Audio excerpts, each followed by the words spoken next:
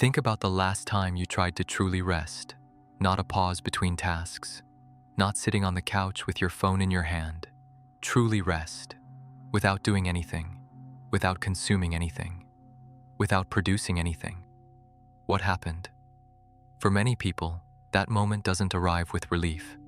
It arrives with a strange sensation, a discomfort that is hard to name, a restlessness without clear shape, the feeling that you should be doing something, that resting like this is a waste, that something might be happening while you stop, that you don't deserve to stop completely, or simply.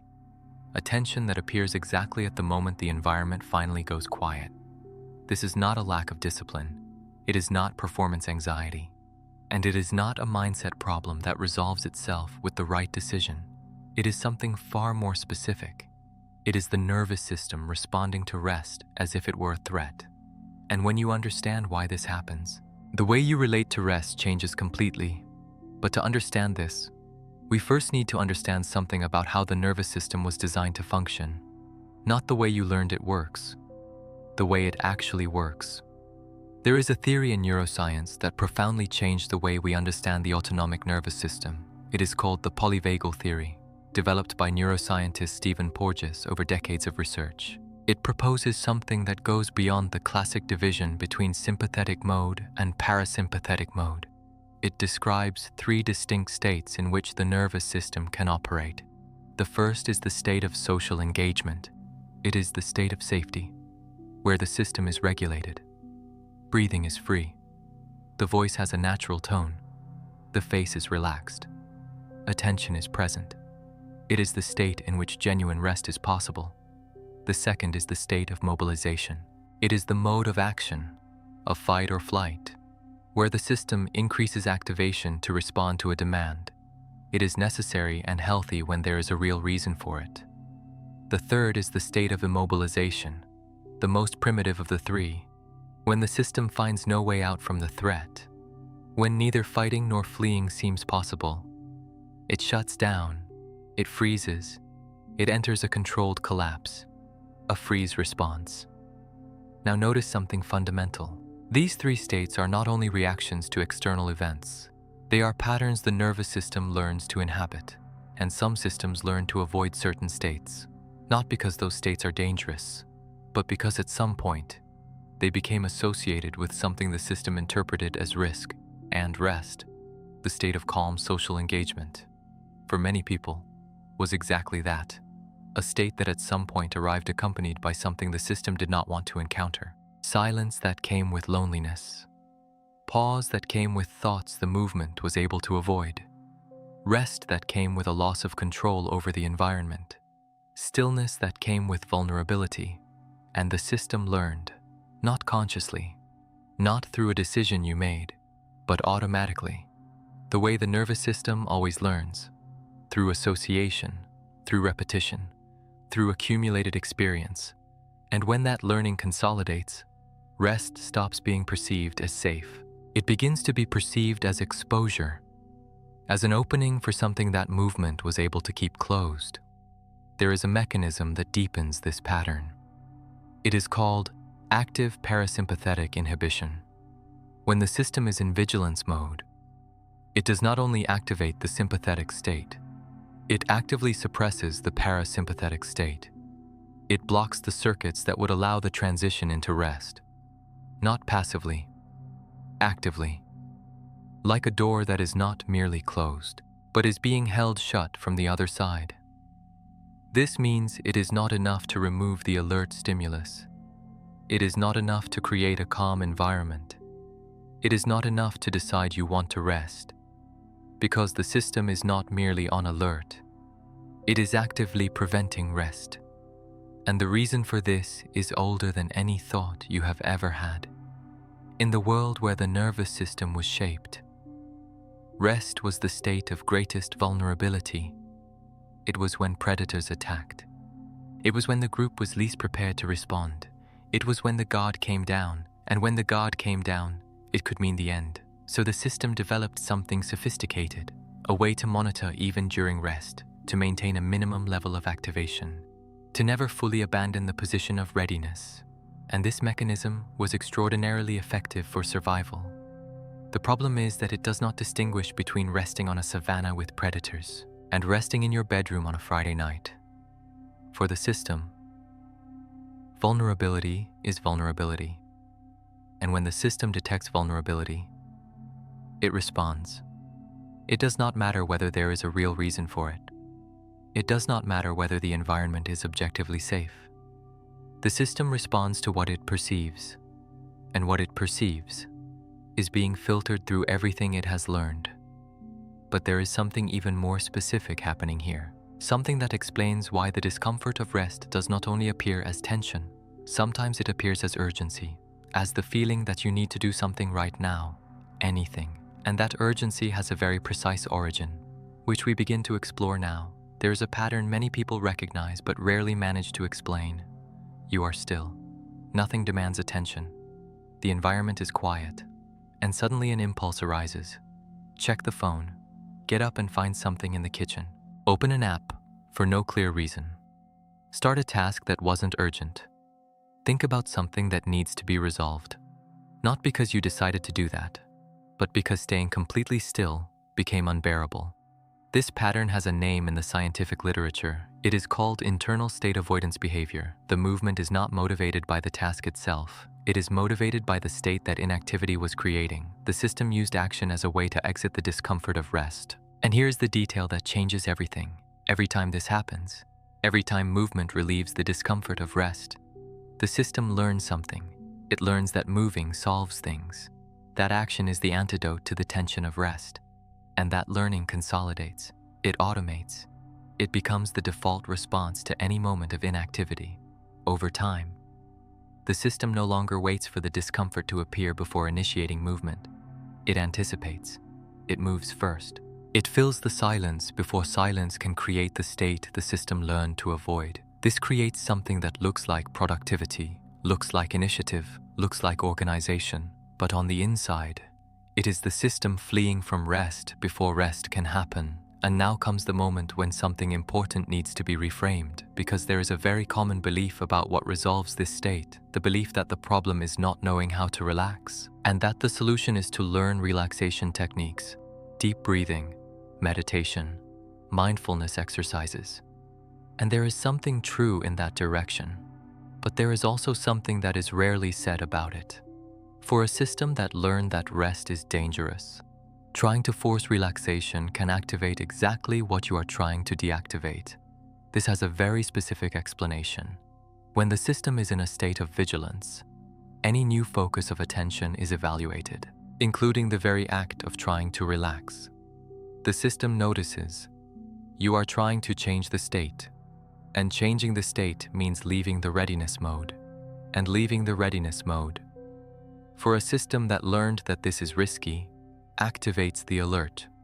The act of trying to relax becomes one more stimulus to be monitored, one more demand on the system, one more thing the system needs to evaluate and control.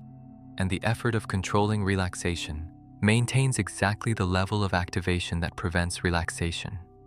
It is a real paradox, not philosophical, physiological. And understanding it completely changes the way of approaching rest. But there is a deeper layer still in this mechanism, one that involves not only what the system does with rest, but what the system does before rest can even begin. There is a concept in polyvagal theory called neuroception of safety.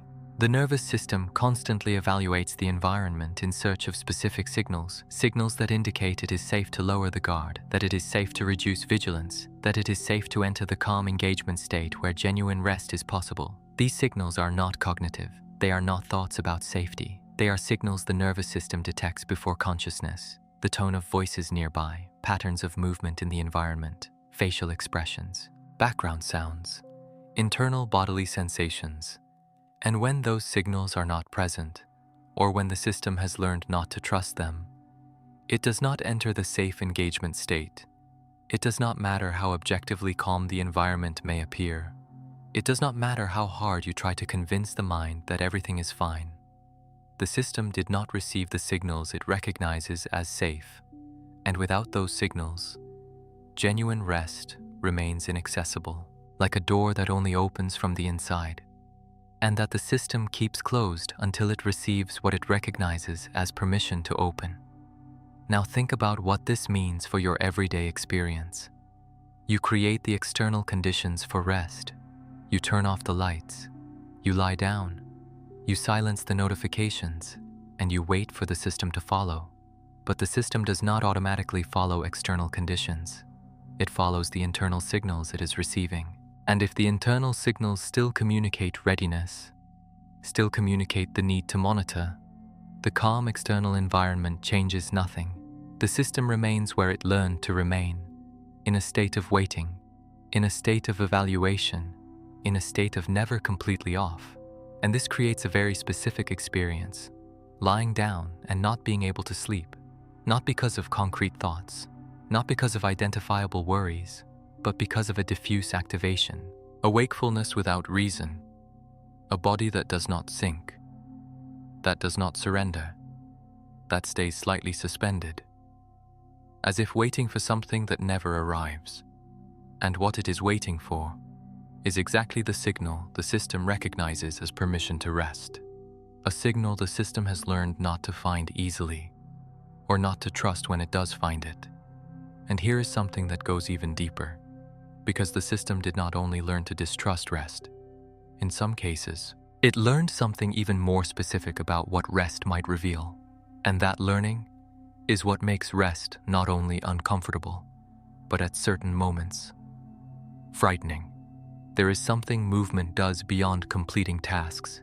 It occupies, it fills, it keeps attention directed outward, toward what needs to be done, toward what is happening, toward what can be controlled. And while attention is directed outward, it is not directed inward. It is not turned toward what exists in the internal silence, toward what is being carried, toward what movement has managed to keep at a distance. This is not a conscious mechanism. It is not a decision to avoid. It is the nervous system using action as a regulator, using the external as a way to manage the internal. And for a while, it works. Movement maintains the feeling of control. Occupation maintains the feeling of direction. Action maintains the feeling that things are being managed. But when movement stops, when silence finally arrives, what was being kept at a distance begins to move closer, not dramatically, not necessarily as a specific thought, but as a texture, an internal atmosphere, a feeling that something is there, something the system does not want to encounter. And this is the moment when rest becomes risky in a very specific way, not because there is external danger, but because rest creates the conditions for the internal to surface, and the system learned that the internal is something to be managed, not encountered. There is a concept in cognitive psychology called experiential suppression. It is the pattern of using action, cognition, or behavior to avoid specific internal experiences, thoughts, sensations, emotions, states, not because the person consciously decided to avoid, but because the system developed automatic ways to keep those experiences out of the central field of attention. And one of the most efficient forms of experiential suppression is continuous movement, constant occupation, the absence of genuine silence. When there is no silence, there is no space for the internal to surface, and the system, without consciously realizing, learns to maintain that state. To avoid silence not because silence is dangerous in itself, but because silence is the portal to something the system does not want to cross through. Now observe what this creates. A life in permanent movement, not out of pleasure in movement, not out of genuine motivation, but out of avoidance of what rest might reveal. And here is the deepest paradox of this entire mechanism. Experiential suppression does not eliminate what is being suppressed. It keeps it present. What is not encountered does not disappear. It remains in the system, accumulating pressure, asking for attention, demanding resources from the organism to be kept at a distance. This creates an invisible cost, a cost that does not appear as a specific experience. It appears as general tiredness, as a feeling of weight with no origin, as the strange exhaustion of not having done anything that would justify such fatigue. The system is using energy to keep closed what is asking to be opened. And the longer this continues, the greater the cost. The heavier the load, the more intense the resistance to rest. Because rest now carries not only the nervous system's distrust of vulnerability, it also carries the accumulated weight of everything that has been kept at a distance. And the system knows, in a non-conscious but very real way, that rest is the moment when that weight might surface. There is a detail that completely transforms the way of relating to this state. What the system avoids is not necessarily something traumatic. It is not necessarily something serious. Many times it is simply the weight of what exists. The real tiredness, the ordinary sadness, the common loneliness, the normal uncertainty, fundamental human experiences that never found space to exist, because there was always something to do, there was always a next step, there was always enough movement to keep them out of the central field of attention. And when there is finally silence, these experiences surface, not as catastrophe, but as presence, as what was always there, waiting for a moment of stillness to exist. And the system, untrained to receive this, interprets that presence as a threat and responds with the only repertoire it knows: activation, urgency, movement, once more. But there is something this mechanism cannot do indefinitely. It cannot avoid the cost of what is being suppressed. It can postpone the encounter, but it cannot eliminate the pressure. And when the pressure builds enough, it finds other ways to exist, in mood, in irritability, in the feeling that everything weighs more than it should, in the difficulty of feeling lightness, even in moments that should bring it. And here is something that needs to be said clearly. This is not weakness. It is not emotional instability. It is not a lack of internal resources. It is the predictable result of a system that worked very hard to maintain functionality, at the cost of the encounter with its own interior. And when this becomes clear, the resistance to rest stops being a problem to solve and begins to be a signal to understand, a signal that the system is carrying more than it can keep hidden, and that rest, far from being dangerous, is the only context in which that weight can finally begin to be received, not resolved, not eliminated, received. And there is an enormous difference between the two, a difference that begins to change the system's relationship with silence, with stillness, with rest, in a real way, from the inside out. But for that shift to happen, there is something the system needs to understand, something about how safety is learned and how it can be relearned, even by a system that has unlearned how to trust its own rest. There is a distinction that rarely appears in conversations about rest, the distinction between passive rest and received rest. Passive rest is what happens when movement stops. The body lies down, the environment goes quiet, the tasks pause, but the system stays active, keeps monitoring, keeps in a state of waiting, because the system was not informed that it can do otherwise. Received rest is something else.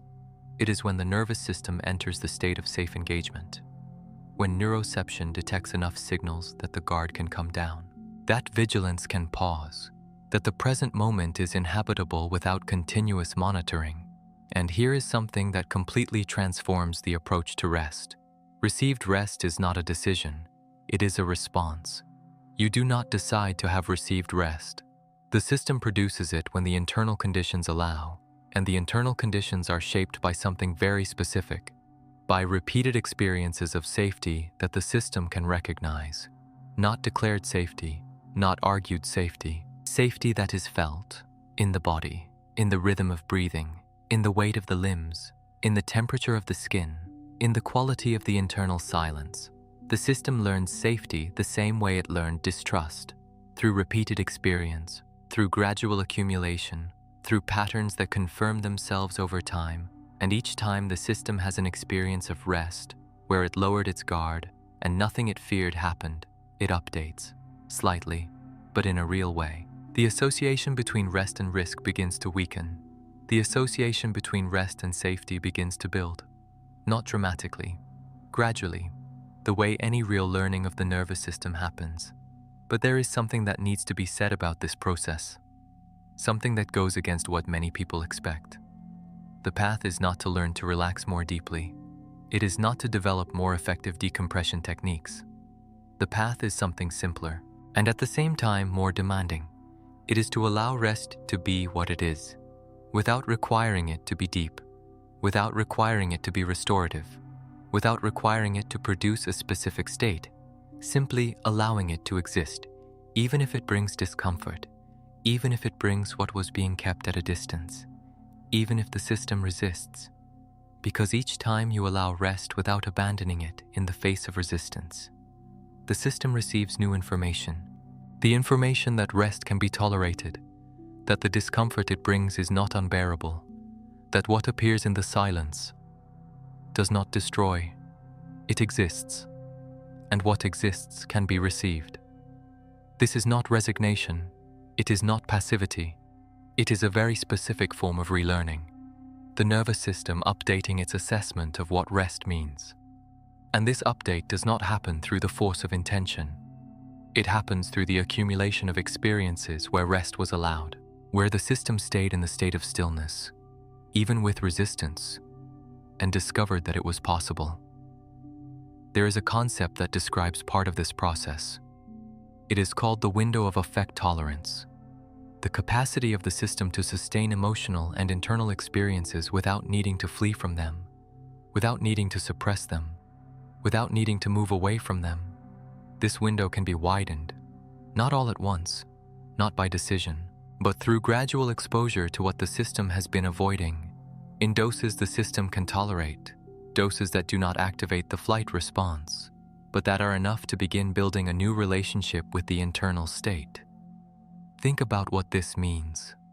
Rest begins to become possible not when the system stops resisting, but when the system discovers, one experience at a time, that what exists in rest can be encountered, that the weight movement was keeping at a distance, does not need to be resolved in order to be received. It can simply exist, for a moment, in the silence, without destroying anything. And when the system begins to learn this, rest begins to change in nature, not all at once, not completely, but in moments. Fragments of stillness where something different is possible, where the system finally sets down the weight it had been holding, not because it was forced, not because it found the right technique, but because it accumulated enough evidence that setting it down is safe. Let a question stay with you for a moment. What have you been keeping in motion to avoid finding in the silence? There is no need to answer now. There is no need to answer completely. But if any part of what was said here resonated, it may be because the system recognized something it carries, and recognition, even without an immediate answer, is already the beginning of something different.